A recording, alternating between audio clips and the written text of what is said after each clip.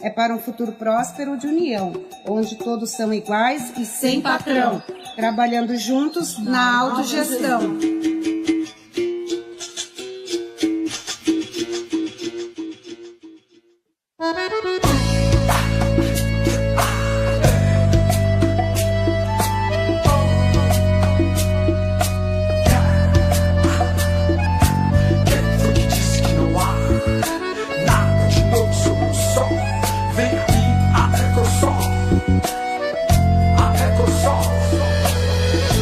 Economia solidária, você tem que entender, pois é algo muito grande que não podemos perder.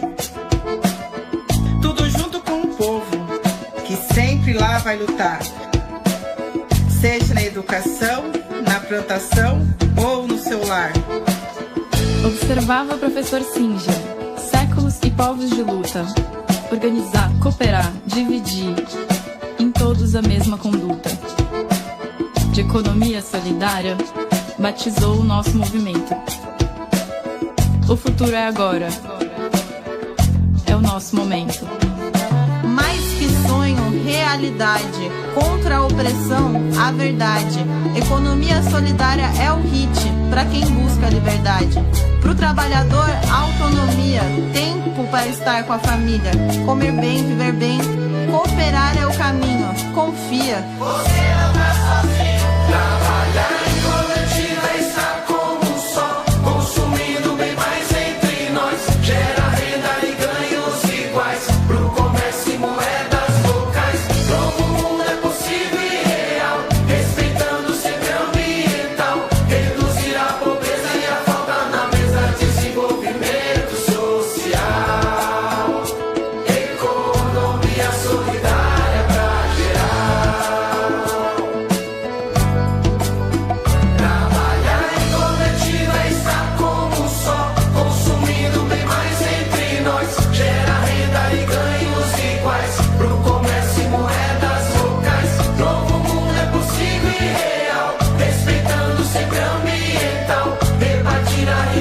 Fartura na mesa, desenvolvimento social, economia solidária pra geral, economia solidária pra geral, economia solidária pra geral, economia solidária pra geral.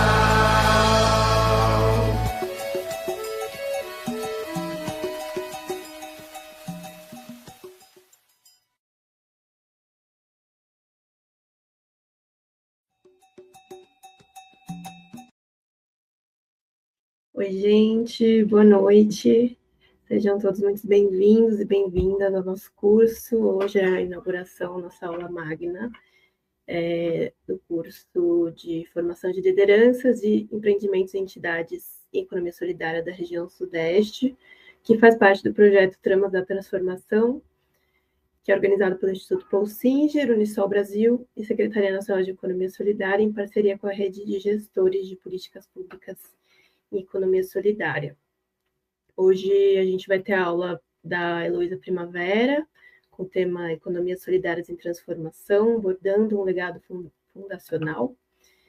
Mas antes disso, a gente vai ter uma apresentação geral dos organizadores, das organizadoras, que é a Mariana Girotto, do Instituto Paul Singer e do Programa Paul Singer, a Anne, da Unisol Bahia, e o Fernando, que eu não sei se entrou já, da Senais. Então, é isso.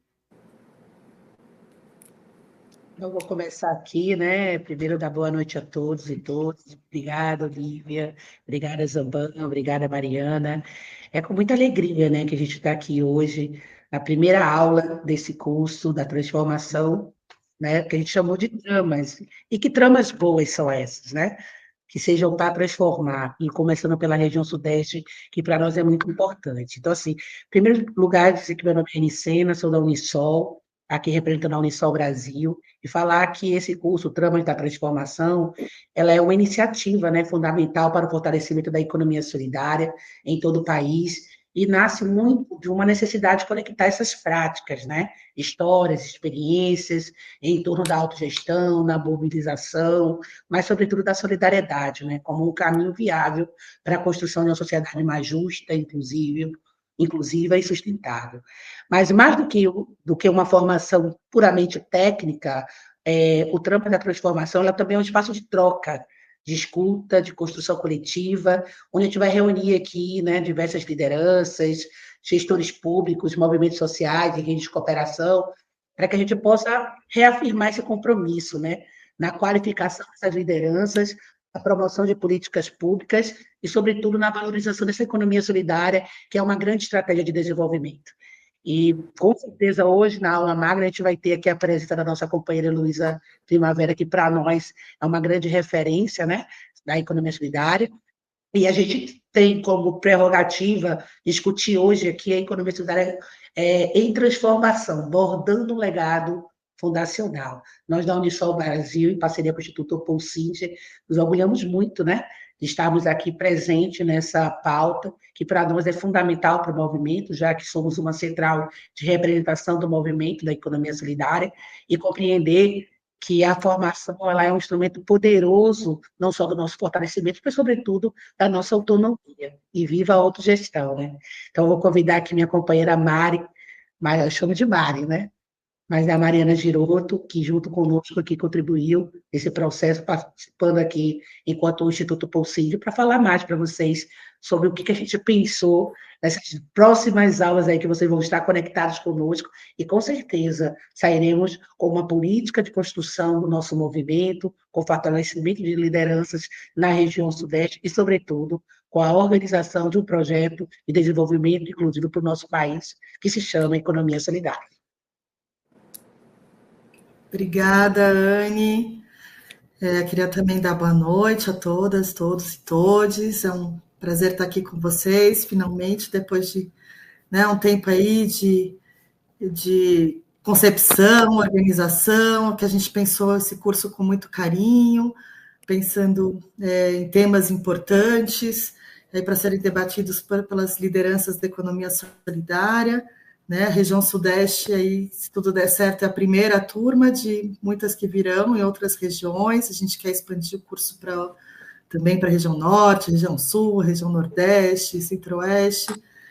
E, felizmente, tivemos uma grata surpresa, lançamos o edital com 60 vagas e tivemos mais que o dobro de inscrições, 140 inscrições. Então, consideramos que foi um sucesso, que tem demanda aí para a formação em economia solidária, que nos deixa muito feliz. E também, em nome do Instituto, agradecer, né, toda essa oportunidade de a gente estar nessa parceria junto com a Unisol, junto com esse apoio da Senais, apoio também da rede de gestores. A ideia desse curso é formar, né, como a gente disse, essas lideranças de empreendimentos, de movimentos sociais, para dialogar com o poder público, com os gestores públicos, que também, nesse momento, também iniciaram um curso, né, no mesmo formato bem parecido, a mesma carga horária, e a ideia é que esses dois públicos se encontrem, essas lideranças e os gestores, ao final das 60 horas de curso online, para um momento presencial de 20 horas, um seminário conjunto, para colocar em prática aí tudo que foi debatido e discutido ao longo do curso, né, e construir, que essa perspectiva mesmo de construção de política pública, de participação social dessas lideranças, dos empreendimentos, do movimento, né, nas políticas públicas. Então, o curso vai ter 80 horas no total e compreende 3 módulos, né, sendo o primeiro módulo o módulo mais conceitual, que vai debater um pouco os conceitos, né, de economia solidária, as disputas desse projeto de desenvolvimento, economia solidária como uma estratégia de promoção do desenvolvimento local sustentável, e o diálogo da economia solidária um pouco com a Agenda 2030 da ONU, né, os Objetivos do Desenvolvimento Sustentável. Então, esse é o primeiro bloco. Depois a gente vai ter um segundo bloco, e aí para discutir um pouco estrutura e monitoramento da economia solidária como política pública em nível municipal, estadual e federal. E o terceiro bloco vai ser um pouco virtudes da economia solidária, como potencializá-las, fragilidades da economia solidária, como superá-las. Então, que a gente vai trazer também várias experiências aí que são referências na economia solidária hoje para conversar, né, com os participantes do curso, de empreendimentos, de redes de economia solidária que estão fazendo coisas bacanas, legais na prática. Vários professores convidados, está um time super bom aqui, maravilhoso, de todos os professores voluntários que são referências na sua área, que discutem desenvolvimento local, desenvolvimento solidário, comércio justo, assessoria e formação em economia solidária, gênero e economia solidária, raça e economia solidária. A gente vai trabalhar por vários, né? Vai trabalhar os marcos regulatórios da economia solidária, a participação social, como os caminhos do controle, né, social e da participação social. Então, está uma programação maravilhosa, um curso bem completo, bem abrangente, que vai, né, todo mundo vai ter oportunidade de debater os conceitos, mas também de escutar e vivenciar experiências práticas de como isso se aplica, né, na realidade, e políticas exitosas, projetos exitosos, empreendimentos que estão fazendo a diferença aí. Então, convidadas já todos sejam muito bem-vindos a esse curso. Hoje é a aula magna super especial, aqui com uma convidada nacional, pero internacional também, que é uma brasileira meio portenha, que mora na Argentina, que também é uma referência na economia solidária, uma colega que está sempre participando de debates aqui com a gente no Brasil, que é a Heloísa Primavera. E agradecer e desejar boa aula a todos. Obrigada, e passar para o querido Zamban, da Senais, que está aqui representando o Gilberto, e representando esse apoio que a Senais está dando para esse projeto de formação. Zamban, boa noite. Boa noite, Mari, meus queridos e queridas também que estão nos assistindo, boa noite. Olívia, Anne, boa noite a vocês. Eu queria começar justamente por aí, trazendo um grande abraço e uma saudação muito especial do nosso secretário nacional de Economia Popular e Solidária, o Gilberto Carvalho, que por uma circunstância de agenda não pôde, ficou muito sentido, mas pediu que transmitisse com muita alegria um abraço, um carinho especial. Vocês sabem muito bem o quanto o Gilberto é entusiasta de todos os processos formativos. Ele, a Senais, tem muita convicção de que a retomada da economia popular e solidária no país como uma agenda estratégica para o desenvolvimento mais justo das pessoas e também do planeta, ele passa por processos formativos, muito bem lembrado, já como a Anne disse, não só pura e simplesmente por uma formação técnica, mas para uma formação de mundo, para uma formação de cultura e reafirmação de uma cultura de solidariedade muito escassa no nosso país hoje, lamentavelmente. E a economia solidária cumpre, eu acho que, uma tarefa fundamental nesse aspecto de resgatar a solidariedade e a construção coletiva. E parabenizar, portanto, essa iniciativa. Eu acho que ela é muito valiosa, tem vertentes importantes de capacitar as lideranças, formar as lideranças, e também os gestores.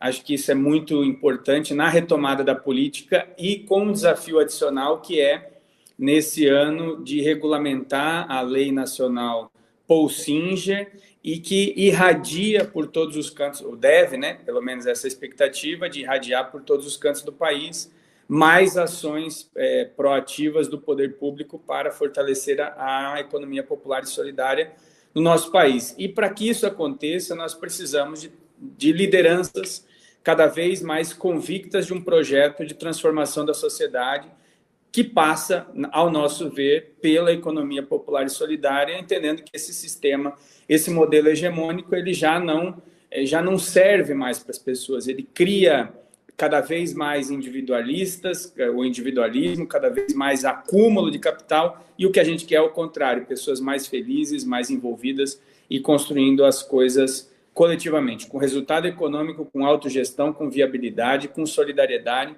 que é o que a gente espera de uma sociedade progressista, uma sociedade que salve o planeta, que construa outras formas de se relacionar com o planeta e que dessa relação tragam frutos positivos. Então, acho que é muito valioso, parabenizo, enalteço essa iniciativa. Acho que a gente tem um casamento importante para fazer e vamos trabalhar para que isso também vá para as outras regiões do país muito rapidamente.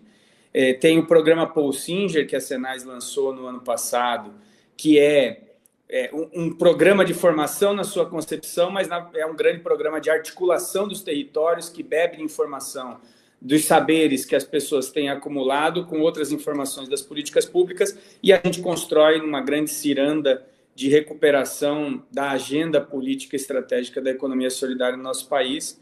Acho que uma grande oportunidade de avançar para os estados e municípios, como eu já disse, com lideranças fortalecidas, isso é muito valioso.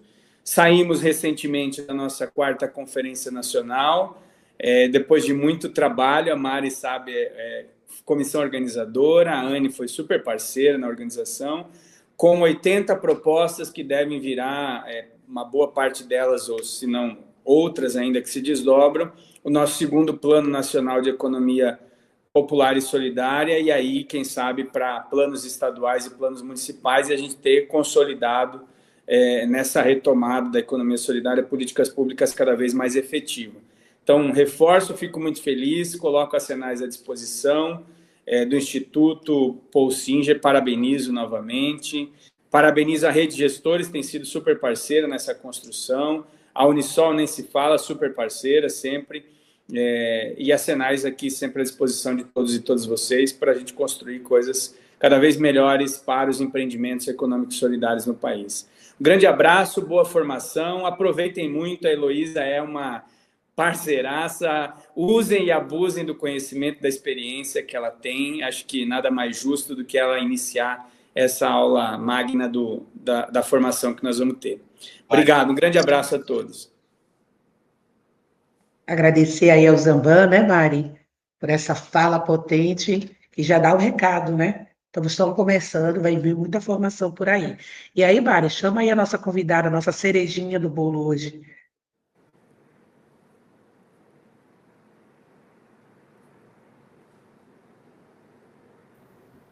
Queria chamar, então, a querida Heloísa Primavera, que já está aqui nos bastidores. Deixa eu pegar aqui só rapidinho, aqui, falar um pouquinho, apresentar a Heloísa. A Heloísa é formada em História Natural pela Universidade de São Paulo, cursou pós-graduação em Biologia Molecular e Genética no Instituto Pasteur, na França, graduou-se mestre em Ciência na Escola de Sociologia e Política. Atualmente está candidata a doutorado em Economia da Universidade de Buenos Aires, em Pensamento Complexo na Universidade de Garmuran, cunhou em 1999 a expressão moeda social para designar a criação e uso permanente de instrumentos de intercâmbio entre grupos e comunidades territoriais. No mesmo ano, iniciou uma parceria com o Banco Palmas para a criação da moeda Palmares, e em 2002 promoveu o projeto de fomento que deu origem à moeda Palma, que é uma grande parceira de Joaquim, né? Está sempre junto nos eventos do Palmas, nos eventos aqui no Brasil de moeda social, da rede de bancos, e a partir de 2020 dedicou-se especialmente à promoção das moedas sociais comunitárias de autogestão, especialmente na Argentina, Uruguai, Equador e Colômbia. Então, bem-vinda, nossa querida Heloísa, boa aula para você, prazer enorme, um privilégio poder contar com você essa noite aqui. Muito obrigada. O prazer é meu, total. Já dei uma choradinha, porque eu tenho uma relação amorosa profunda. A Helena sabe disso, né? Com o professor Singer. Sempre chamei de professor e dizia, diz Paulo. Eu falei, professor, eu quero falar professor. Então, já fiquei muito emocionada de ver o vídeo, porque é bem isso. Eu falei, não posso esquecer em nenhum momento da minha fala de dizer isso é o papel que ele dizia, que ele dava para a alegria, né? Que ele dizia, a gente precisa ensinar as pessoas a fazerem tudo isso como elas estão fazendo. Várias vezes nós estivemos juntos em feiras populares mesmo, né? Então, vou contar um pouquinho da história. Eu vou fazer as duas coisas. Me pediram do Instituto que fosse uma aula assim, muito coloquial, mas eu sou professora, né? Vou fazer o quê? Então, eu tenho que pensar em termos de aluno. Por isso, vocês vão entender, porque para mim é importante olhar de vez em quando que apareça uma pergunta, fora o boa noite. Agora, por enquanto, ainda não, que eu só vou contar a história, né? Como é que começa essa história? Essa história começa, se eu quisesse, eu acho que em 1996, eu estava morando na Argentina, eu morei um ano no Brasil e 2 no México durante a ditadura. Mas, em 96, já morando na Argentina, eu era professora de administração pública na Faculdade de Economia. E eu tinha me dedicado ao tema da gerência social pelo lado da dívida externa. Eu queria compreender bem por que tinha que pagar a dívida externa, né? E de onde tinha saído essa dívida, que na história argentina é muito interessante até fazer essa recapitulação. Então, de repente apareceu, assim, na minha correspondência, eu nem lembro, 96 não tinha a metade do que a gente tem hoje em termos de contatos, mas apareceu uma chamada de outro querido amigo, companheiro de luta também, Chico Itaque, convidando para um projeto que ele estava fazendo no Uruguai, que se chamava Repolítica, repensando a política. E também ele estava fazendo, ao mesmo tempo, uma companhia a nível dos trabalhos de base que se chamava Redes de Troca de Saber. Que acho que até uma das companheiras que apresentou, acho que a Anne, né, da Unisol, falou disso, de troca de saber. Porque, na verdade, a autogestão é isso, né? E a autogestão está na minha vida desde o Paulo Freire, desde lá de baixo, quer dizer, fazer juntos, quer dizer, a potência e a riqueza do coletivo. Então, por conta dessa história do Chico ter começado mais ou menos ao mesmo tempo a rede de política, de repensar a política para construir democracia participativa, não representativa, acho que ele já tinha tido uma experiência, um desengano amoroso com a política representativa, então, depois, isso deu no Fórum Social Mundial, vocês sabem. Mas, naquele momento, exatamente, nós começamos a fazer as redes de trocas de saber e eu tomei o projeto, levei para a Argentina, com vários companheiros, e, de repente, descobrimos na Argentina, em 97, que lá tinha uma coisa bem interessante, que não era só a troca de saberes, era a troca de saberes e coisas, que estava mexendo com a estrutura social dos bairros periféricos, certo? Por que eu digo isso? Porque é interessante essa troca, né? Eu vou em São Paulo fazer o seminário do Chico Itaque, aí conheci o Carlos Henrique Castro, que é meu companheiro até hoje nas feiras de trocas, e ele me apresenta as trocas de saberes, que era um projeto da França, que ele tinha trazido da França, onde tínhamos vivido ambos em anos ainda muito mais lá atrás, 70, 80, e então, logo depois disso, eu trago para ele a troca, o troco, como ele diz, da Argentina, que é o Clube de Trocas. Isso é 98.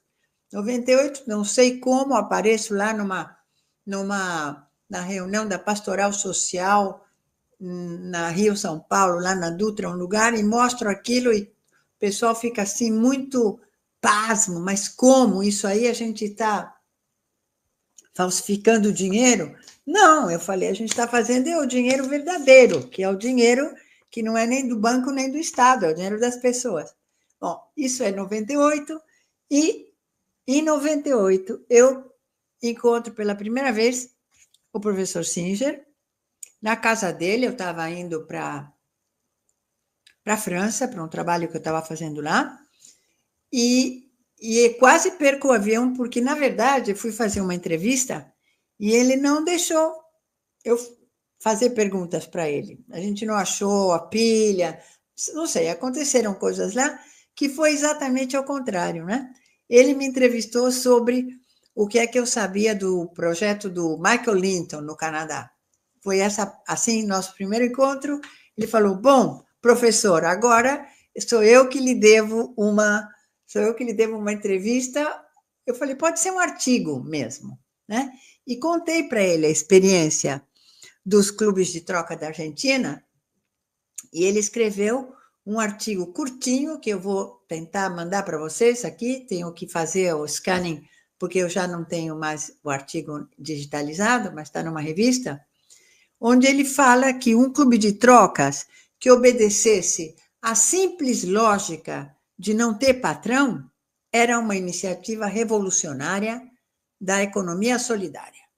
E naquele momento não se falava muito, né, de economia solidária, porque a economia solidária, na prática, ela nasce na ditadura, nas comunidades eclesiais de base, nas pessoas fazendo economia do dia a dia, sem patrão mesmo, só com solidariedade entre as pessoas, tá certo? Então, ou seja, antes dela estar formalizada, ela já existia. Então, essa é muito importante, porque muitos anos mais tarde, lá pelos 2014, nós escrevemos juntos um trabalho para um livro bem importante da Universidade de Liverpool, foi publicado na Inglaterra, o livro se chama Economia Solidária Norte-Sul, Estudo Comparativo de Experiências, e eu tive a honra de escrever com o professor Singer esse trabalho que se chamou Transferindo Experiências da Sociedade Civil para as Políticas Públicas. Uma troca Argentina-Brasil. Foi essa que era para já falar, naquele momento, do Banco Palmas e o grande desenvolvimento que já estavam tendo os bancos comunitários, certo? Então, essa parte da história que eu queria contar, ou seja, 96, Chico Ítaca, 98, encontro o professor Singer, que fica me devendo um artigo, escreve o artigo que sai em 99, e em 99 eu encontro o Joaquim Melo num congresso organizado em Mendes, que se chamou assim, prestem atenção, porque isso eu acho que é parte da história que não está escrita em lugar nenhum, que eu acho que vão contar. Rede Brasileira de Cultura e Economia Solidária. Depois a cultura caiu e tive colegas desse encontro que ficavam muito, muito tristes de ter tirado a cultura. Eu acho que devia até voltar, mas, enfim, foi importantíssimo. Por quê? Porque no ano, passam só 2 anos, e para a história, não é, que se constrói com essas ações permanentes da sociedade civil, dialogando com o poder público, em 2001 nós nos encontramos em Porto Alegre. Um momentinho. E, graças ao Chico Ítaca, daquela primeira parte de 96, aquele maravilhoso encontro que deu origem ao Fórum Social Mundial, e lá nós pensamos, tem que ser alguma coisa que seja mundial, global. Não pode ser o Brasil, nem o Brasil e a Argentina. Não, tem que ser algo mais. Aí começa, então, essa história que foi se construindo tão lentamente, mas tão persistentemente, que quando nós criamos na Argentina uma rede para falar dos clubes de troca, ela nunca se chamou Rede de Trocas. Ela se chamou Rede Latino-Americana de Socioeconomia Solidária, porque a gente não tinha muito ainda um nome para as coisas, certo? 2099, essa rede, que era com o motivo de um encontro que fizemos na Argentina, em Buenos Aires, com vários países, acho que foram 9 países, que já tinham experiências de trocas muito significativas, mas que não conseguiam crescer. Então, o nosso desafio foi como vamos fazer para que a experiência de cada país, de cada território, nutra, abasteça aos outros países e vamos em frente. Então, já faço aqui a maior parte. Vocês podem acreditar, apesar disso não estar no programa, e vamos ver como é que a gente pode colocar pelo menos uma aula no módulo 3, né? Que a Anne contou agora há pouco, a Mariana. Dos 3 módulos eu prestei atenção, falei, aí tem um lugar, porque tem um lugar onde os desafios, justamente, de um programa de formação, tem que tocar isso. Não pode ter um curso de economia solidária que não fale do que é o dinheiro, tá? Essa é a surpresa para daqui a pouquinho. E para saber o que é dinheiro, a gente tem que refazer a economia sem dinheiro. Tá certo? Muito mesmo. Olha, quero falar da matriz psicopática, já entrou na minha fala aí. É isso mesmo, estamos vivendo uma matriz psicopática de sofrimento e miséria humana, por isso temos que sair rápido dela. E não podemos sair dela sem perceber isso. Tem muita maldade institucionalizada se multiplicando, por isso que é tão difícil, né? Eu vou falar nomes, não precisa falar, né? Mas quer dizer, com todas as desculpas que a gente quiser e com toda a fundamentação teórica, o que eu acho importante é lembrar isso. Nós temos que ser suficientemente fortes, por isso a alegria é fundamental. E isso foi o que eu trouxe desse encontro com o professor Singer, de várias fotos que eu tenho no meu acervo fotográfico, de fotografias dele curtindo de verdade, né? E isso eu queria explicar agora por que eu chamei essa fala bordando um legado fundacional. Por quê? Nesse momento, nós estamos fazendo um doutorado popular, um programa alternativo de doutorado popular, com alunos do Brasil, vários do Brasil, mas principalmente da Colômbia, do México, muitos da Colômbia, que está baseado em não ir à academia perguntar o que a academia acha que a gente tem que fazer, mas até o contrário, né? Ir ao território perguntar para as sabedoras e os sabedores como é que eles estão fazendo para sobreviver com alegria, tá? Então, nós achamos que aí, nesse lugar, é que temos que nos inspirar, tá? Eu chamei essa fala Economia Solidária em Transformação, porque eu acho que não existe uma economia solidária, existem muitíssimas, né? Muito variadas, muito embrionárias, assim, arrastando o pezinho para entrar, fazendo alguma coisa que a base, eu acho, é sem patrão. Depois o tamanho, o jeito, por quê? Porque também é verdade que a autogestão não é a nossa matriz de convivência. A nossa matriz de convivência é autoritária, ela tem lideranças fortes. E sabemos o papel que uma liderança forte faz para o processo político geral. Mas sabemos que, se ele não for controlado, pode ficar ali, pode ficar naquela verde ali, um pouquinho vazia, porque eu estou explicando por que chama bordado. Nesse doutorado que nós estamos fazendo na Colômbia, e para a América Latina em geral, nós escrevemos a história dos territórios bordando.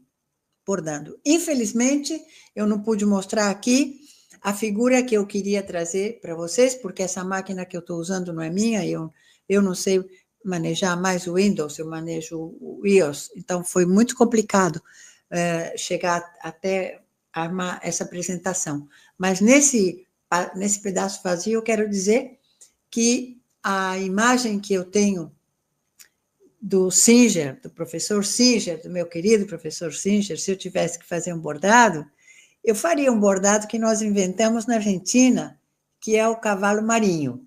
Eu sei que o cavalo marinho, além disso, chama marinho, tem várias coisas assim complicadas para explicar, mas o cavalo marinho, ele é um macho que materna a cria. Ele cria os cavalinhos marinhos dentro da barriga. A fêmea põe ali, não sei o que ela vai fazer, né? Quando ela põe os pequenininhos para o macho incubar. Por quê? Também por isso, porque para mim o Singer foi um dos grandes políticos doces, alegres e capazes de maternar as pessoas de verdade. Eu nunca vi uma pessoa mais autêntica que ele, tratando com carinho e com tanta alegria, e com tanto respeito pela legitimidade, pela diversidade das pessoas como ele. Então, aí, nesse lugar, eu devo para vocês, teria que estar um bordado do cavalo marinho, que foi feito por um homem, que esteve numa reunião nossa na cidade de Ligia Hessel. Pode passar agora, obrigada. Era importante. Aí, imagine um cavalo marinho bordado com linhas por um grupo de pessoas que foi a uma reunião que fizemos esse ano, justamente para comemorar o aniversário do Silvio Hessel em espanhol, mas Gesell em alemão, que era um dos autores. Aí também para... Deixa eu ver qual é a próxima imagem, para ver se já vamos entrar nela. Espera lá. Eu tenho a minha aqui, vamos ver se eu emparelho. Sim, pode deixar essa. Então, por que eu queria passar dessa imagem do cavalo marinho que fizemos? Porque os 2 últimos livros que eu partilhei com o professor Singer foram A Ordem Econômica Natural para a Livre Terra, que já sabemos bastante disso no Brasil, né? O MST deu conta de avançar esse capítulo, falta muito, mas já tem, para a Livre Terra e a Livre Moeda. Foi um presente que ele me disse que eu tinha dado para ele. Esse foi um dos presentes. E o outro foi um dos últimos livros que ele leu com a sua equipe, escrito por uma amiga, Bénédicte Manier, que se chama 1 milhão de revoluções tranquilas. Com isso, eu queria terminar aquela página vazia, porque também não encontrei a capa do livro para colocar ali, que é: acreditem que mais de 1 milhão de revoluções tranquilas estão ocorrendo nesse momento. Não são as notícias que a gente tem, né? Nós temos notícias só das guerras, mas acreditem que existem muitas revoluções silenciosas que estão se fazendo, porque a ideia da economia solidária como um modelo de desenvolvimento baseado na aceitação do outro, na legitimidade do outro, no amor ao outro, no amor ao diferente, ela está crescendo. E o sentido dessa fala que eu queria partilhar com vocês é esse, né? Então, aí eu faço uma espécie de lembrete para mim mesma que eu consegui deixar de pensar o mundo como um mundo de guerra, de lutas para fazer carreira, para ter títulos, dinheiro, carro, casa, férias.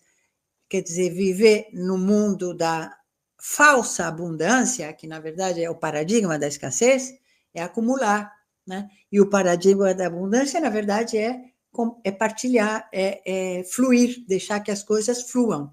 Eu vou voltar mais para frente nesse conceito de economia como fluxos. Mas agora eu quero dizer que, se eu hoje estou aqui como brasileira, né, falando português, às vezes com alguma palavra meio torta, mas tentando, em todo caso, lembrar do meu português antigo, é porque eu tenho um percurso muito particular que, só para citar alguns brasileiros, aí eu coloquei uns argentinos e coloquei uns americanos também, para dizer que tudo isso aí foi, os cinco primeiros andares foram antes de conhecer o Singer. O Singer está no 6º andar, vocês estão vendo aí, né? Então, com quem começa? Começa com Paulo Freire, é óbvio, né? Aquela influência tão forte, vocês sabem que eu fui das primeiras a praticar a metodologia do Paulo Freire numa favela, lá nas margens do Rio Tietê, quando eu estava fazendo justamente faculdade lá na cidade universitária, né, de São Paulo. Então, para mim, o que ficou mais claro de tudo, mais que a palavra geradora ainda, foi a ideia de que ninguém ensina se não está aberto para aprender e ninguém aprende se não está aberto para ensinar, porque nunca vai saber se aprendeu, se não ensina, se não erra, certo?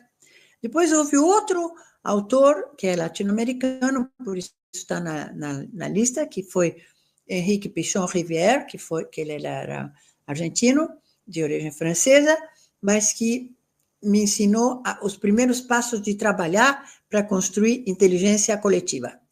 A técnica de grupo operativo, que muitos modificaram, mas que existe ainda hoje.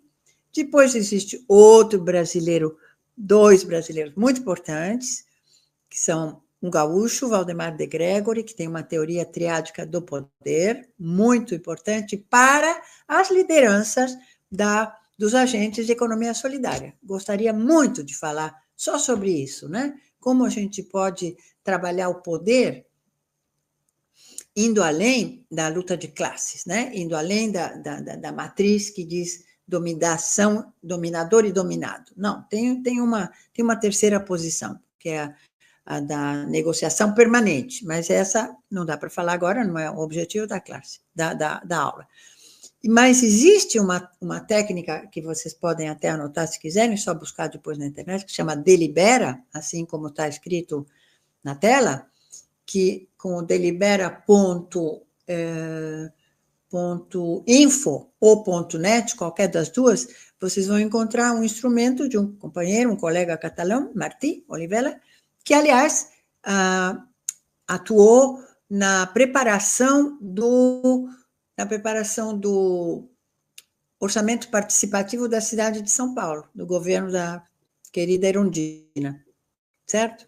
E depois o outro brasileiro, que não posso deixar de citar, é Darcy Ribeiro, que foi meu orientador da tese de mestrado, que me ajudou a deixar de ser bióloga para ser socióloga politóloga, que foi muito importante. Ou seja, tudo isso vem antes do meu encontro real com o professor pessoal, com o professor Singer. Aí, eu comecei a estudar pelo projeto da Argentina das moedas sociais, esses 3 autores, que são muito importantes, os 3, Silvio Gesell. Com o professor Singer, escrevemos um prólogo, um prefácio a 4 mãos para o livro do professor Bernard Lietard, que se chama O Futuro do Dinheiro, onde ele desenvolve a teoria das moedas complementárias comunitárias, que são todas essas que vocês conhecem dos 200 bancos comunitários do dinheiro, certo? E com a professora Margaret Kennedy, também falecida atualmente, mas que deixou uma marca que eu quero falar já, porque foi assim, isso é conclusão de mulher, né? Ela falou, dinheiro é uma criação maravilhosa da civilização. Eu só tenho um pecado, é o juro bancário. Se o dinheiro não tivesse juro, todo mundo ia deixar o dinheiro trabalhando na economia real, certo?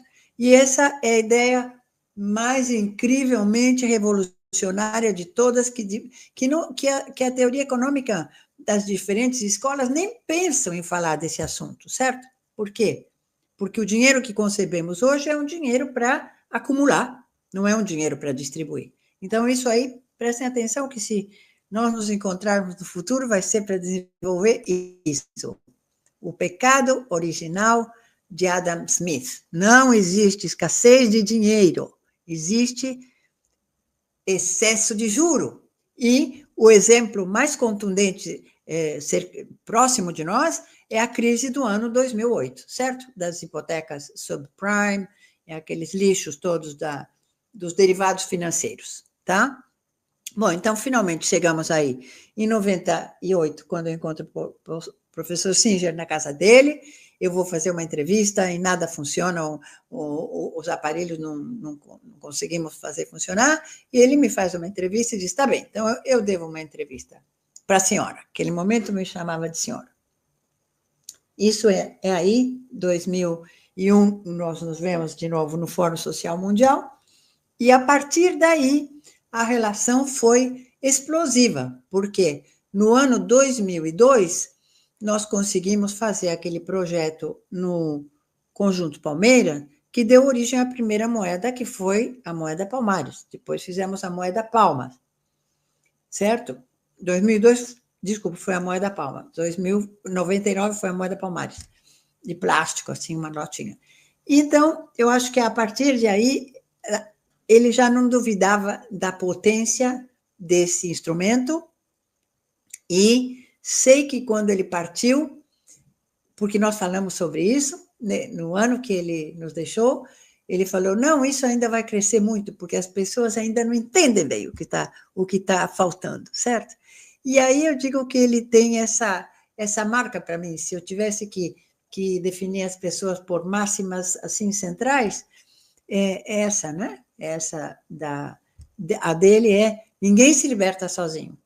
Isso é uma tarefa coletiva. A própria libertação individual das pessoas, libertação de todo tipo, ela não acontece na pessoa e dentro dela, ela acontece no coletivo, certo?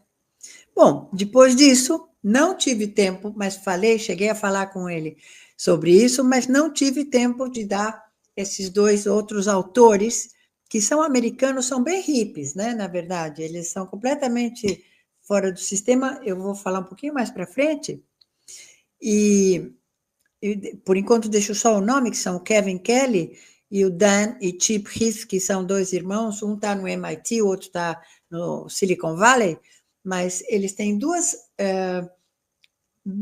contribuições que eu acho que, não acho, que eu tenho certeza que ele teria amado, porque vocês já vão ver daqui a pouquinho. Agora, tem aí outro subterrâneo, que não é o 9, deveria ser o 0, né? Que são as outras inspiradoras invisíveis. Por quê? Não teria servido para mim nada do que eu falei antes se eu não tivesse tido na minha vida todas essas mulheres, minha mãe, minha avó, minha bisavó, 3 professoras, a minha bisavó alemã que está ali, a Elinor Ostrom e a Benedite Marie, são as mulheres que vão para a cozinha da vida fazer as coisas acontecerem, e é por isso que nas nossas iniciativas de economia solidária, a presença da mulher é francamente superior à presença dos homens, né? Quantitativamente. É por quê? Tá, vamos ver agora, tem uma explicação de por que tem mais mulher na economia solidária que homens. Está aumentando, não estou dizendo que a abordagem feminina é da mulher somente. Não, eu acabo de dizer que, para mim, o Singer é o cavalo marinho porque ele é capaz de maternar como se fosse mãe, ou seja, ele é capaz de chegar perto das pessoas com a doçura e o carinho das mães, tá? Vamos para a seguinte, vamos ver que agora tem que ir depressa um pouquinho, mas não muito depressa, porque deixa eu ver assim, o controle da minha hora aqui. Essa imagem para mim é muito importante, é a minha neta soprando essa planta que eu não sei como é que chama em português, mas na Argentina e na América Latina chama-se dente de leão, que sopra e vão as sementinhas aladas voando para lá. E eu falei para ela, por que você gosta de soprar? Ela disse, porque a gente nunca sabe onde vai chegar e pode pensar que vai chegar onde eu quero. Né? O que é isso? É a capacidade de sonhar, que é parte da economia solidária. Eu acho que não existe projeto vital onde nós podemos nos alinhar para mudar, não a economia, o modelo de vida. O Fernando Zamban, acho que, não sei se ele lembra que ele falou isso no G20, lá no Rio de Janeiro. A gente se encontrou numa mesa lá, com o Joaquim, com o pessoal do Banco Palmas, ele falou uma coisa que eu achei demais. Ele assim, deixar de olhar para a economia solidária como se fosse um puxadinho da economia. Não, é outra coisa. É olhar a vida de ponta cabeça, para o qual temos que fazer muita coisa na nossa própria cabeça, tá certo? Vamos para frente. Vamos mais uma assim, deixa eu ver qual é. Então, não pare de sonhar, porque a economia solidária, para segurar o tranco da outra economia, você tem que ter alguma coisa muito forte. Você tem que ter uma vontade muito forte de recuperar, se perdeu, né? A alegria, a vontade de viver melhor, de deixar um planeta melhor para os seus filhos, tudo isso vai junto, tá? Se eu tivesse que falar o que é que eu gostaria de tocar com vocês, seriam todos 6 pontos, mas não vou tocar 6. Eu só vou tocar alguns, porque eu espero que apareçam ainda no chat, os comentários que eu vou lendo, perguntas de dúvidas, certo? E um primeiro instrumento que eu gostaria de falar, de mostrar, é o que é isso do seminário interdisciplinário. Para mim, esses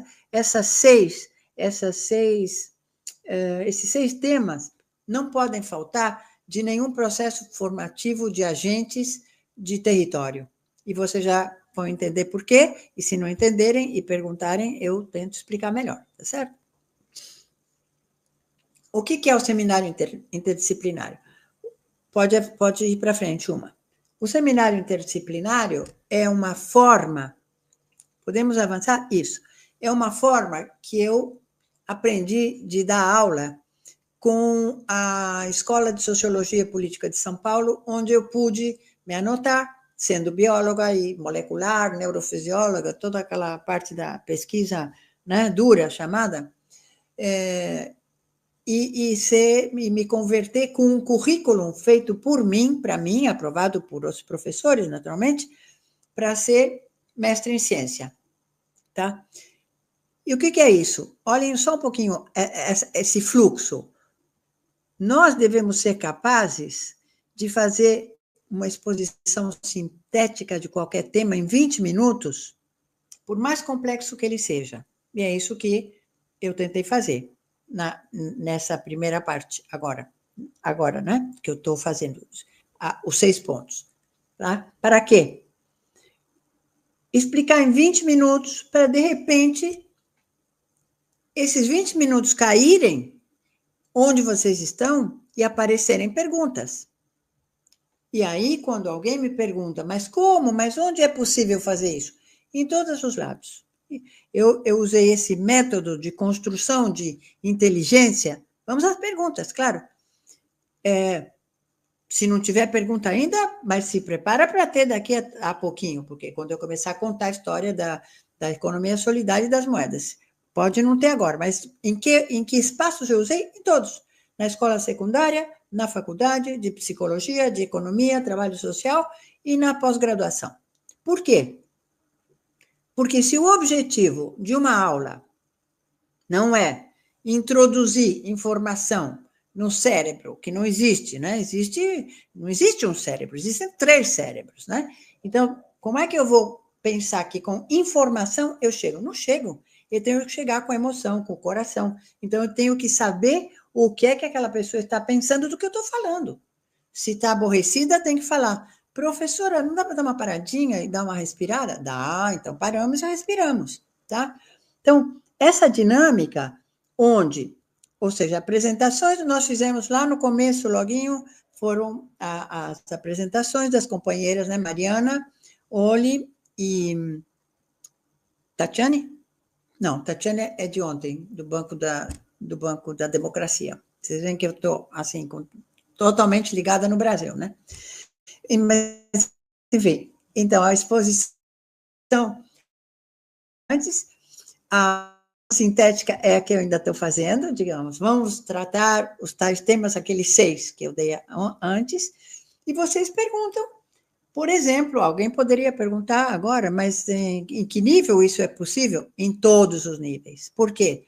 Só interessa construir inteligência coletiva se eu me interessar pelo que está acontecendo com o outro. E não é com a informação, não, é com o interesse. Isso é Paulo Freire ressuscitado, tá? Ou seja, não se pode aprender sem ensinar, não se pode ensinar sem aprender. Então, essa para mim foi uma grande conquista, ou seja, perguntas e respostas imediatas, porque assim o tema vai ficando mais completo para todos, tá? E depois, sim, agora estão me pedindo outra coisa, a Alice está pedindo outra coisa. Mas vamos lá, eu preciso acabar isso aqui para nós irmos, para chegarmos lá. Então, ou seja, todos os alunos e todas as pessoas envolvidas devem ter um caderno, um lugar onde façam as suas conclusões pessoais. Entendi, não entendi, só tenho que ler. E, principalmente, a finalidade de uma aula é que nós sejamos capazes de abrir a cabeça para o que não foi dito, para as coisas que ainda não sabemos, tá certo? E aí vem outra técnica muito clara, onde nós discutimos tudo o que interessar para a maioria das pessoas e fazemos um fechamento. Tudo isso que está aqui dura 1h30, não é que dura 3 horas, não, dura 1h30.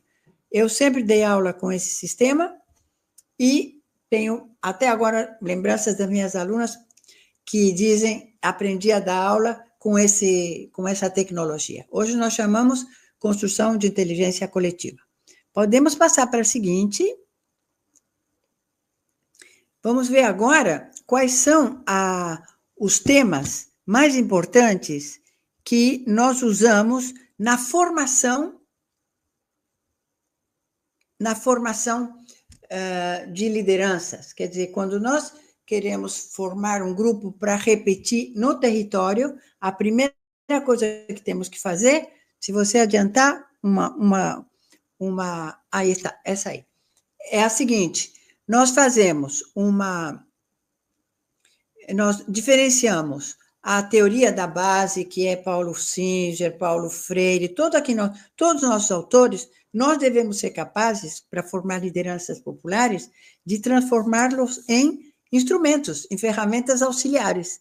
E aí, numa só aula, nós usamos todas. E terminamos com essa, não sei se podem ler bem, que no terceiro quadro, que tem esses círculos que se superpõem, aí nós nos dirigimos justamente ao propósito final da aprendizagem, que é o que é que eu posso fazer com isso que eu aprendi, ou o que é que ainda falta, o que é que ainda não posso fazer, tá certo? E, independente do tema, é importante que o processo de aprendizagem das lideranças populares ou não, porque também nós usamos o mesmo sistema com treinamento de lideranças políticas, está na mesma. Trabalho de grupo, trabalho em equipe, usa a mesma, tá? Na seguinte, o que nós vamos mostrar é... Podemos pular mais uma. Nós vamos mostrar é que, sem dar teoria, nós podemos começar, ao contrário, inverter. Praticar primeiro uma técnica muito fácil, por exemplo, ensinar as pessoas a não esconderem as suas opiniões, a participar mesmo que acham que não saibam. Então, temos essa técnica que eu citei antes, que se chama Delibera, que é muito importante para criar confiança no grupo. O grupo cria confiança somente se as pessoas se sentem com autoridade para falar o que pensam e o que sentem, o que acham que está bem e o que acham que está mal, tá certo? Esse processo, nós fizemos treinamento para mais de 1 milhão de pessoas entre o ano. Uma companheira perguntava agora como é que se fez o desenvolvimento da economia solidária, não como política pública, desde as organizações da sociedade civil, fazendo treinamentos disso, de ensinar autogestão. Não existe um só modelo de treinamento de autogestão, existem muitos. Eu estou contando os que nós praticamos na América Latina desde os anos 70, tá? Que cada grupo se apropriou e foi usando. Esse que eu contei, o Delibera, que foi usado nos anos 90, acho, pelo Orçamento Participativo de São Paulo, é muito mais recente, certo? Passamos para a seguinte, vamos saltar 2, mas eu só quero mostrar a seguinte, ou seja, como podemos enfrentar... Alô? Passamos uma mais para frente. Bom, enquanto não passa para frente, essa eu explico. Bom, então, já passou, vamos lá. Então, esse é um instrumento fundamental que ajuda um grupo de qualquer nível, de decisões políticas ou altas, ou de decisões da vida cotidiana de uma pequena cooperativa de economia solidária informal ainda, né? Como podemos fazer nossa coordenação de ações hoje, ou seja, aquele projeto no qual nós estamos, sem prejudicar o futuro, tá? Então, existem algoritmos, existem metodologias de trabalho que as pessoas podem incorporar, ajudando a resgatar sempre o potencial de aprendizagem dos resultados, digamos, negativos, tá? Dos fracassos, chamados em outra linguagem. Agora vamos passar para mais 2. Não vou parar aqui. Aqui tem uma pergunta. Quando pensa na comunidade, o que considera mais importante para construir que respeite a vida das pessoas e o ambiente? A primeira é uma resposta para a Adriana, né, que perguntou agora. Como nós nos acercamos a uma comunidade, primeiro escutar, né? E escutar era aquele instrumento que eu falei, é sentar e falar O que é que você acha que precisa? O que é que você acha que temos e que podemos fazer? O que é que você acha que não podemos fazer e onde poderíamos conseguir recursos? Esses, então, podemos passar o 4 e 5, que são bem técnicos, né? Mas também formam parte do nosso programa. Quer dizer, que não adianta só ter um sistema que diga como vamos administrar um programa de vacinas, um programa massivo. Não, precisamos ver, esse é o verde, precisamos ver no amarelo, precisamos ver como estabelecemos relações, como construímos vínculos, como convidamos as pessoas a serem parte do verde, tá certo? Então, isso se chama, no nosso sistema, gestão da complexidade. E temos outra que vai aparecer um pouquinho mais para frente, que essa é a que eu devia ao professor Singer, e que eu vou apresentar para vocês daqui a pouquinho. Essa aqui, essa mesma. Ou seja, nós fazemos um programa, por exemplo, vou dar um exemplo concreto, que é o que eu enfrento praticamente a diário ou semanalmente, pelo menos uma vez, que é o seguinte: nós temos, nesse momento está acontecendo, uma reunião com minhas companheiras, né? Nós somos muitas as que manejamos essa teoria, que diz o quê? Esse instrumento. O livro é maravilhoso, é um livro muito grande, 600 páginas, mas o que nós tiramos dali?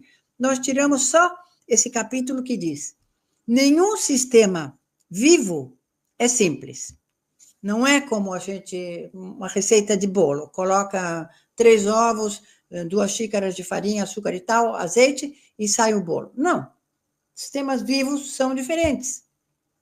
Existem regras que esse autor, chamado Kelly, chamou 9 leis divinas, diz, porque Deus foi o único que não tinha nada e fez tudo, né? É assim também parte do bom humor dele.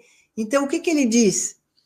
É que os sistemas complexos, que são todos sistemas vivos, são sistemas que tendem a se organizar pequenos, não funcionam enormes.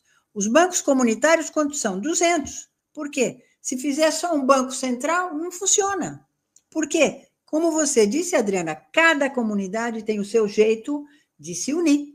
Ser distribuído quer dizer isso, tá? O olhar de complexidade que nós fazemos, que nós ensinamos, é esse. Faça pequenos grupos para quê? Para poder construir confiança. Aceite o princípio da autogestão de controlar, governar de baixo para cima. E aí vão 9. Não vou explicar as 9, porque seria só uma aula, né? Mas, por exemplo, uma que eu acho interessante, a 6 e 7, deixe as pessoas errarem. Aceite que é melhor ter um prototipo que vai melhorar e vai se autocorrigir, que fazer sempre certo. Obviamente, crie o espaço para errar, tá? É isso que nós estamos fazendo nesse momento lá na Argentina. Minhas companheiras estão fazendo a lei 6, honrar os erros. Ou seja, não só permitir, aceitar, vão errar, mas a gente não é que faça para errar, não, a gente tenta dar o formato mais provável que funcione, mas quando não funciona, não tem problema, vamos fazer de outra maneira. E outra lei muito importante que nós adotamos é não busquemos ter metas ótimas, senão procuremos que cada grupo tenha várias atividades que possam construir a autoconfiança neles. Por exemplo, o que significa isso? Um exemplo concreto, né? Num exemplo de um grupo que quer fazer uma moeda social comunitária. Como organizam as atividades? Um se ocupa da música, o outro se ocupa de comida, o outro se ocupa de ver quantas pessoas vêm e como estão a comunicação. Quer dizer, fazendo que a divisão de papéis dê responsabilidades parciais a todos, tá? Esse é um dos modelos que nós temos, que é absolutamente inédito. Vocês não vão encontrar isso em lugar nenhum, porque eu acho que nem esse autor mesmo usou. Ele escreveu mais uns 10 livros e nunca transformou isso num instrumento de desenho, de design. Então, agora, não só a gente vê que isso é tão certo que atende muito mais à lógica da complexidade dos objetos vivos, que não precisa nem discutir. Nós já fazemos o desenho assim, pequenos grupos, com autonomia, tá certo? Ah, que bom que está adorando. Mas eu digo para vocês que nós fazemos a leitura do que está acontecendo hoje na rede argentina e vemos as 9 leis. Então, já sabemos como corrigir, tá? Isso é fundamental. E outro que vem agora, que eu acho interessantíssimo, pensem vocês, cada um de vocês ali, né?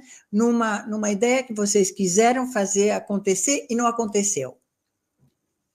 Pensem numa que não deu certo, para eu poder aplicar meu instrumento, tá? Essa que chama Crescer e Multiplicai-vos, né? É dos irmãos esses louquitos que tem, que um é matemático no MIT e o irmão é do Silicon Valley. Quer dizer, são dois assim, mas eles têm uma capacidade de observação incrível. Ele fala, uma ideia para viralizar, como está na moda agora, né? Crescer e se multiplicar, ela deve ter essas 6 características, e eles analisaram, acho que 130 iniciativas que prosperaram. Elas devem ser comunicadas de maneira simples. Se complicou, não vai. Então, pense se vocês estão seguindo essas regras, tá?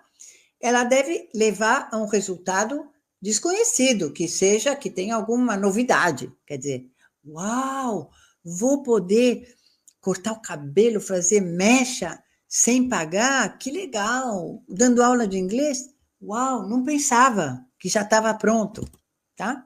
Tem que ser concreto, tem que ser creíble, que está em espanhol, desculpe que não deu tempo, eu já contei, a Windows não vai comigo aqui na máquina, tem que ser crível, tem que ser emocionante, né? Ninguém vai fazer um trabalho para viralizar que não emocione a própria pessoa e a outros. E a outra coisa que é importante, tem que ter testemunhos recentes. Não adianta falar, no ano de 1930, durante a grande crise. Não. A minha vizinha ou eu, por exemplo, quando eu conto para as pessoas que eu comprei a minha casa aqui em Buenos Aires, que está alugada e que complementa em 90% a minha aposentadoria da universidade, porque eu me aposentei errado e tem um processo que vai durar uns 30 anos, eu não vou aproveitar. Mas ontem eu descobri por um aluno, vejam só, que o processo dessa herança, esse processo de reajuste da minha aposentadoria, ele pode ser legado. Então, eu já estou escolhendo uma organização para deixar, né? Quando eu não estiver aí, ela pode pegar esse retroativo.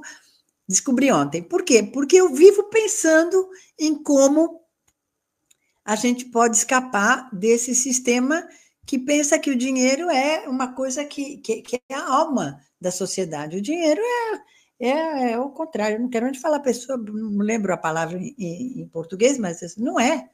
Congela, cristaliza, tá? Então, o meu testemunho recente é o seguinte, eu comprei uma casa indo durante 4 anos às feiras de troca 2 ou 3 vezes por semana. E com isso eu substituí 40% do meu orçamento geral, e o que eu não gastei, guardei, e quando apareceu a oportunidade, comprei uma casinha que está alugada e me ajuda a estar aqui fazendo tudo que eu estou fazendo com vocês, em parte é por causa disso. Certo? Agora, como eu faço para ser ouvida? Essa é a pergunta de janeiro. Como eu faço para ser ouvida? Se não me escutam. Eu tenho que mudar o jeito de falar.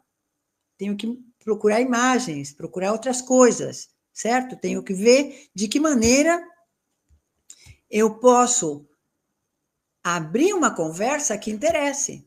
E isso, o Brasil é muito rico. Vocês não imaginam assim, a alegria que eu sinto de fazer essa palestra aqui, né? Porque eu sei que depois acende uma chispinha, uma faísca, tá? Então, esse olhinho aí é meu indonésio, meu menino fala, temos que aprender a olhar as coisas de outra maneira.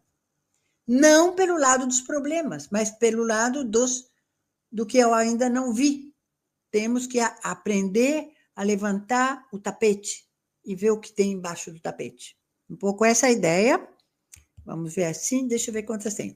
Bom, não sei se vocês querem, mas se esse tema não interessa, eu conto rápido, porque é só a história do que está acontecendo agora no Brasil com os bancos comunitários. Começou na Argentina. É importante, por que eu coloquei? Por isso, os clubes de troca na Argentina apareceram no ano de 1998, ou seja, seis, já muitos anos depois do retorno da democracia. E por que apareceram? Porque a dívida externa teve que pagar, digamos, o governo nacional mandou para o governo estadual, o estadual para o municipal, e o emprego desapareceu. Tá? Então, apareceram os clubes de troca que chegaram a ser... Deixa eu ver aqui como avança. Pode ir passando devagarzinho. Pode ir passando um por um, aí eu vou contando. Chegaram a ser 10 mil clubes de troca e as pessoas chegaram a ser 6 milhões de pessoas. E o PIB de trocas, se nós medíssemos com a mesma vara, chegou a ser 1.000 milhões de dólares no primeiro ano. No ano 2001, antes da crise. Agora, por que aconteceu na Argentina e não em outro lugar? Porque na Argentina, vejam aí, essas moedinhas, já os estados subnacionais tinham moedas próprias, tá? Alguns municipais também. E podemos chegar lá daqui a pouco. Agora, o que é que foi necessário para que as pessoas tomassem essas ideias de Genir? Ou seja, nós tivemos que voltar a pensar que o dinheiro dos bancos é um. Agora, o dinheiro que eu posso usar para comprar coisas num pequeno circuito é outro. É só um acordo para que alguma coisa controlável, evidentemente, né? O e-dinheiro tem uma plataforma, as moedas que eu vou mostrar para vocês têm uma plataforma, quer dizer, são confiáveis, e fazer, tanto quanto possível, a nossa economia se complementar com moedas alternativas da comunidade. Porque aí eu estou fazendo, ao mesmo tempo, um serviço, e isso eu acho importante dizer. Como eu vejo uma moeda comunitária, uma moeda social comunitária, é como se fosse uma cooperativa, pequena cooperativa de produção e consumo de todos, onde eu só ganho se você ganhar. Tá certo? Senão, não é economia solidária. Pode chamar de outra maneira. Tá bom? Vamos lá, vamos avançando. Que eu quero ver como vamos chegar para as perguntas, as piores perguntas. Que até agora são perguntas benignas. As piores perguntas são como fazemos, né? Mas, enfim, em todos os países existem em circulação muitos tipos de dinheiro, só que estão fantasiados. O cheque restaurante, o bônus de descontos, as milhas aéreas do avião, tudo isso é dinheiro de empresa. Então, quando nós dizemos que as pessoas têm direito de criar o seu dinheiro, não estamos falando nada muito revolucionário, estamos falando, temos o mesmo direito de fazer o que fazem todos. Aliás, não está aí, vamos ver se está um pouquinho para frente, acho que não, mas o dinheiro que faz a maior quantidade de transações do mundo, acho que tem aí, passa mais um, aí são as milhas, né? Um a mais. Não está. Aí eu não coloquei, mas eu vou contar. Existe uma associação chamada Associação Internacional de Transações Empresárias, que até tem uma moeda que se chama moeda universal, e que faz transações entre elas por milhões de dólares sem pagar imposto. Quer dizer, a pergunta que nós nos fazemos, pode avançar mais duas, que estamos acabando aí, queria mostrar. Esse é um dinheiro provincial, quer dizer, provincial ou estadual, esse que passou agora, né? Agora passe mais uma, e chegamos aí, ou seja, na Argentina existiram mais de 300 moedas diferentes que circulavam nos lugares. O que estragou o sistema foi ter uma que queria ser a moeda nacional. Tá? Então, essa é uma pergunta que eu gostaria que fizessem, mas se não fizerem, vamos lá. queria mais uma. Na Argentina, dos anos 90 e até o 2000... Ótima, muito obrigada, Unisol Bahia. Por que cresceu? Cresceu por duas razões. Essa é a minha explicação, né? Uma hipótese de doutorado. Cresceu, primeiro, porque a gente já tinha 4 moedas, a economia estava dolarizada, tínhamos peso argentino, dólar, você podia pagar o táxi com dólar americano, bônus provinciais, bônus estaduais em 19 províncias. E começaram a aparecer nos bairros uns papeizinhos de cores. Vamos em frente. Por quê? Porque funcionou como um paliativo muito forte do desemprego. Agora, queria falar uma coisa também que é importante aqui. Qual é a diferença entre essa e as moedas dos bancos comunitários? O Joaquim reconhece com todo orgulho que cometeu desobediência civil, acá com a sua mestra, que de vez em quando ele me lembra como mestra, tá certo? Que é a seguinte, que a diferença grande que ele conseguiu, o salto na Argentina, foi porque essa moeda não estava respaldada. Se entende a palavra respaldada? Entende? Ou seja, quer dizer, não tinha R$1 atrás de cada bilhete, não tinha nada. Tinha confiança e tinha conta, tá? Todo mundo recebe 50 unidades, todo mundo pode gastar 50. Todo mundo está precisando mais porque está produzindo muito, distribui 50 para todo mundo, então agora tem 100. Ou seja, essa lógica do crédito mútuo foi a lógica que fez com que a experiência da Argentina fosse explosiva. Além disso, era um momento também de formação, não sei se existiu no Brasil na mesma época, os anos 90, daquelas redes de multinível, de vender Tupperware, lastreada, obrigada, Evangelina, lastreada, respaldada e lastreada real. Essas não são lastreadas em nada, são lastreadas nas contas e na confiança de que eu só tenho uma quantidade finita que saiu do meu grupo, não da minha carteira, tá? Então, a experiência da Argentina foi explosiva porque coincidia com o momento de Tupperware, não era Avon, Avon não é, mas tinha outra empresa que se chama Amway, várias empresas de multinível que estavam formando rede. Então, os fundadores das moedas argentinas falaram, vamos fundar nós uma rede para nós, cara, não vamos mandar o juro, não vamos mandar o dinheiro para a Holanda, que eram holandeses, né? O da Amway.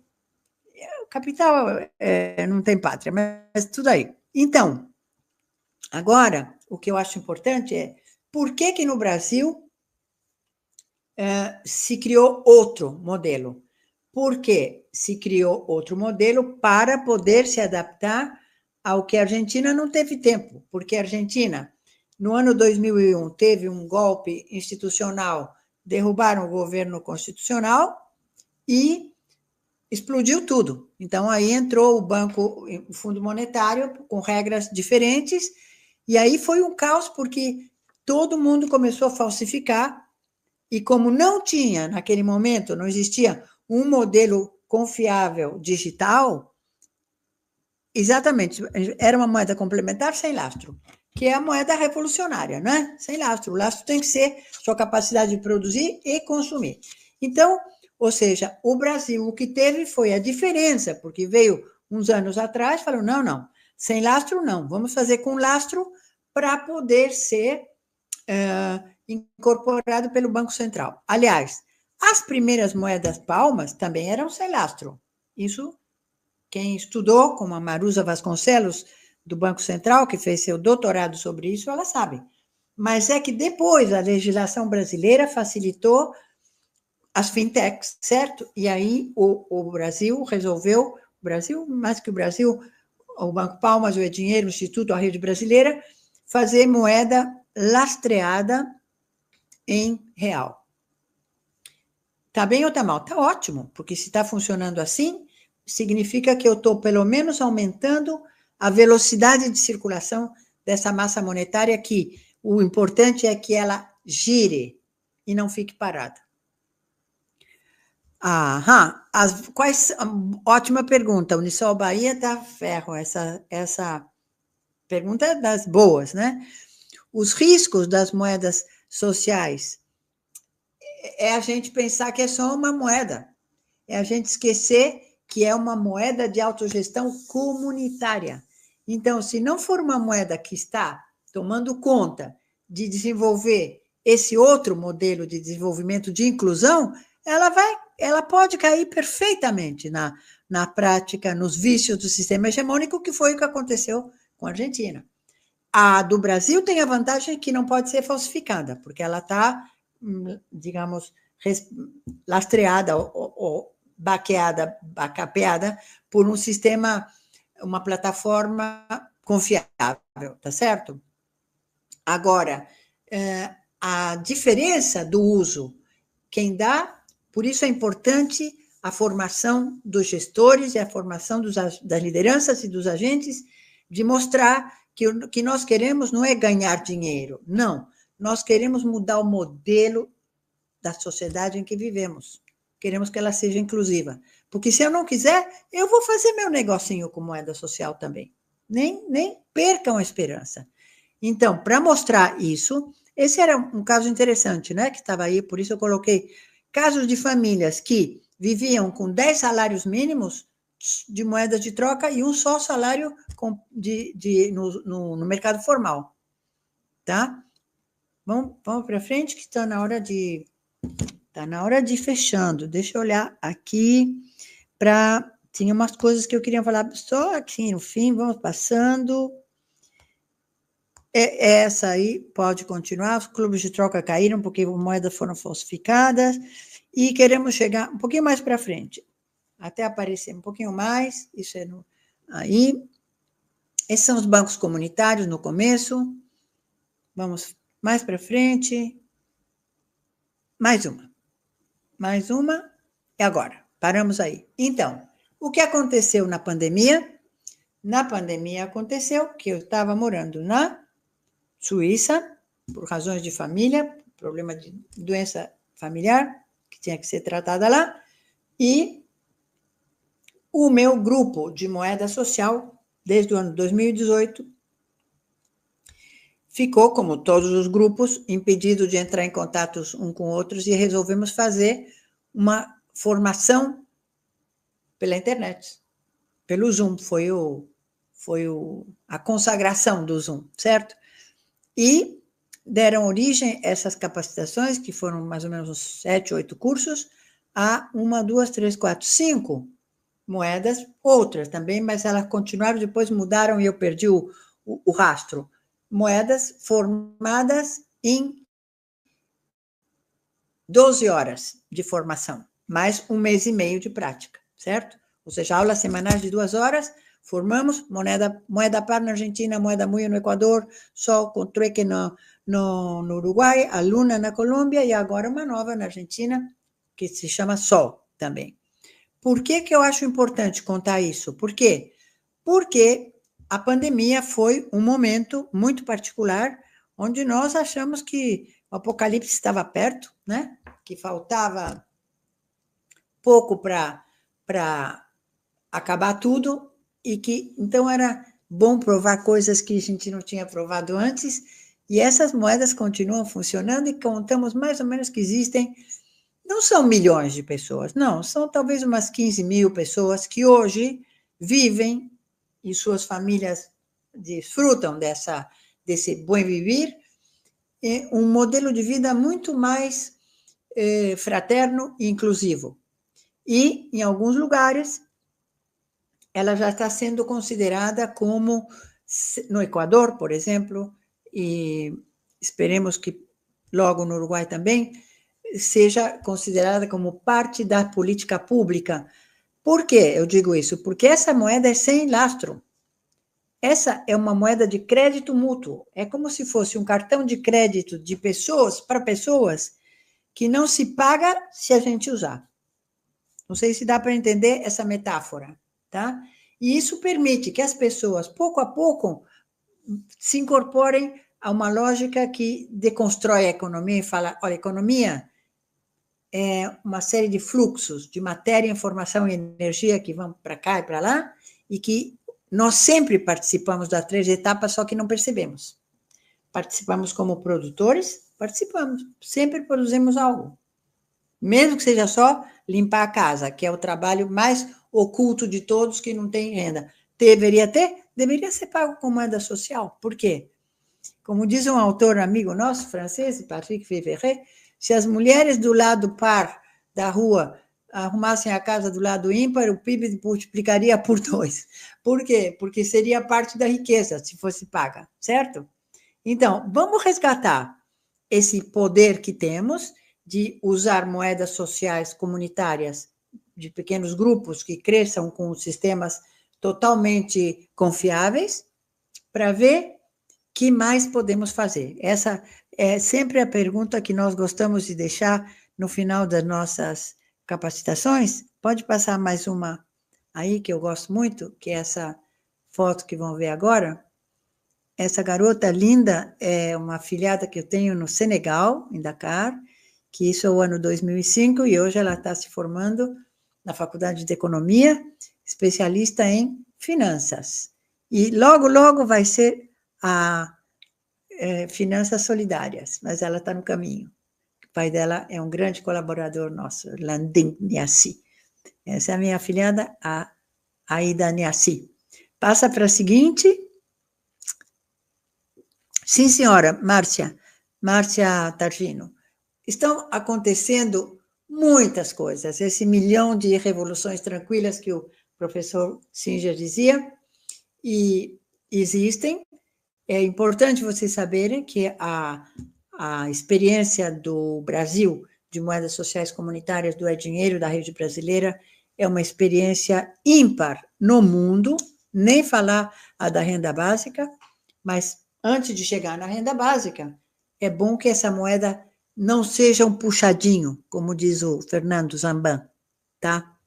Ou seja, não seja um rebusque, mas seja uma opção de vida de todos nós que somos militantes, ativistas, adeptos, alunos, abertos, professores, mestres da economia solidária. E eu tenho certeza absoluta que o professor Singer estaríamos muito felizes com essas notícias. Deixa eu ver se tem mais alguma coisa aqui. Agora o resto nós podemos falar até amanhã, se quiserem, mas eu acho que vou me parar, né? Óbvio que na economia solidária, como está agora no Brasil, é absolutamente infaltável essa resposta, Evangelina. Tem que estar na compra pública. O Estado não pode, por um lado, promover essa iniciativa e depois deixar competindo com outro mercado, né? Mas são processos lentos, porque o mais difícil é mudar o que nós chamamos o chip, é acreditar que nós temos direito. Queria que vocês se perguntassem todos assim, eu tenho coragem de violar a norma de que o dinheiro é só o dinheiro que existe? Estou disposto a fazer uma moeda social sem lastro? E depois, obviamente, fazer uma com lastro, ter um banco comunitário. Para quê um banco comunitário? Entre outras coisas, para alimentar a própria economia solidária, certo? Então, acho que é muito importante, e para mim foi um super prazer e uma alegria muito grande poder ter conversado com vocês, e espero que o pessoal do módulo 3 me chame. Viu, Mariana? Muito obrigada, querida, foi maravilhosa a aula, a interação também do público no chat.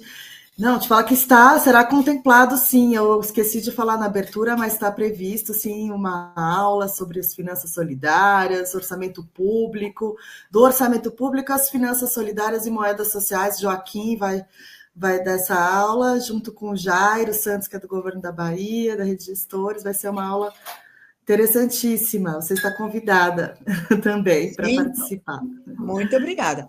Na minha, você pode colocar, se ele me der 15 minutos, são os minutos que fazem que fique mais fácil as pessoas adotarem a moeda com lastro, é você mostrar que até sem lastro pode ser. Entendeu? Já vou deixar aqui, Mari, os nossos compromissos coletivos, né? Porque uma aula é uma trama, né? Uma aula emenda na outra. Então, assim. Uma aula emenda na outra. Com a gente, exatamente. Então, é importante a gente fazer algumas perguntas aqui, né? O que cada participante aprendeu de novo com essa aula? Qual foi o momento mais inspirador ou provocador para vocês? Que mudança de atitude, de prática, você se sente motivado a adotar a partir desse encontro? E de que forma podemos bordar juntos um legado fundacional da economia solidária em nossos territórios? Então, fica aí os compromissos coletivos. E aí, agradecer muito a Heloísa Primavera. Sempre uma aula, né? Sempre uma aula. A gente assiste, não cansa, né? Sempre ela traz inovações, modelos. É muito inspiradora também para a gente que está aqui no dia a dia, na nossa luta, construir esse modelo de desenvolvimento sustentável, porque a gente acredita muito também, né? Transforma tudo. E uma das falas que mais me emocionou hoje foi essa questão, né, de quanto o trabalho das mulheres, da economia feminista, é fundamental, né, nessa perspectiva, e de que o dinheiro, para nós que somos economistas, né, que só aprendemos sempre na universidade que o dinheiro ele é um instrumento regulador, que ele não é isso, né? Que, na verdade, a gente precisa desmistificar esse papel do dinheiro pelo dinheiro, que são as relações, que é a construção desses processos coletivos, é que vai, vamos dizer, aquela economia não monetarizada é a que realmente é o modelo de desenvolvimento solidário e sustentável que nós todos buscamos. Então, assim, ó, professora, um monte de falas aqui, ó. Vou botar aí para você ver, ó. Aprendi muito, que bacana, ficaria horas aqui, ó. Tem um monte de gente aqui, o povo não quer ir embora não, viu? Quer continuar, meu Deus, como eu aprendi hoje. Então, tem mais uma coisinha assim, naqueles instrumentos, né? Ou seja, assim, o instrumento pergunta para o cérebro lógico, depois para o cérebro emocional e depois para o cérebro práxico, que é o que faz. O que eu aprendi? Aprendi que eu posso fazer moeda social sem lastro. Achei legal? Achei super legal. Então, vamos lá, marca a hora. Que hora a gente se encontra, entendeu? Ou seja, tudo isso é parte da formação dos gestores, assim, em geral. Acho realmente que é muito interessante, se nós pudermos mesmo viabilizar, porque eu tenho muito material, mas em espanhol, e eu sei que não, tem uma hora que é um bloqueio, né? Mas vamos ver de fazer em português, tá bom? Mari, convida para a próxima aula, Mari. Muito obrigada novamente, foi maravilhoso mesmo, muitos aprendizados. Deixou o pessoal com gostinho de quero mais, mas é bom, daí você vem na aula.